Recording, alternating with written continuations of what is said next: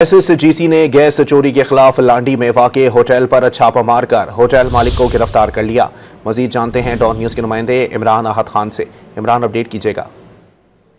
देखिए, बिल्कुल SSGC की गैस चोरी के खिलाफ जो है वो कार्रवाइयों का सिलसिला जारी है।